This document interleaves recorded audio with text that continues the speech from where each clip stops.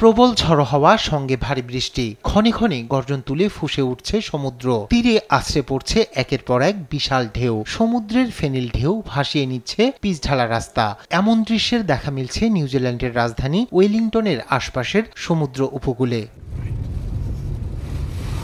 ঘূর্ণিঝড়ের প্রভাবে বিপদসীমার উপরে বইছে নদ নদীর পানি। নিম্নাঞ্চল প্লাবিত হয়ে মাঠঘাট পানিতে একাকার। টানা বৃষ্টিতে বিপর্যস্ত জনজীবন। পানির স্তর বাড়তে থাকায় বাড়ির ছাদে আটকা পড়েছেন বহু মানুষ। ভূমিধসে ধ্বংস হয়েছে বাড়িঘর এবং পানিতে তলিয়ে গেছে রাস্তাঘাট। কয়েকটি এলাকায় বন্ধ রয়েছে মোবাইল ফোন পরিষেবাও। এছাড়া বিদ্যুৎ বিচ্ছিন্ন হয়ে পড়েছেন কয়েক হাজার মানুষ।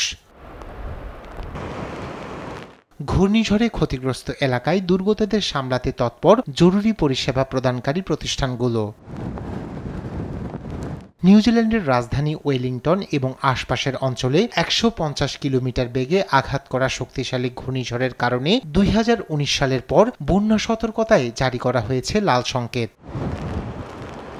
দুর্যোগপূর্ণ আবহাওয়ার কারণে বাতিল করা হয়েছে ওয়েলিংটনের বেশিরভাগ ফ্লাইট, আর শুক্রবার পর্যন্ত যাত্রা বাতিল করেছে ফেরি অপারেটররাও। এদিকে দক্ষিণাঞ্চলীয় ঝড় আরও তীব্র হবে বলে জানিয়েছে দেশটির আবহাওয়া দপ্তর। শুক্রবার ঝড়ের তীব্রতা কমলেও জলোচ্ছ্বাসের পূর্বাভাস দিয়েছে সংস্থাটি। রায়হান কবির শুভ্র, নিউজ ডেস্ক, দেশ টিভি।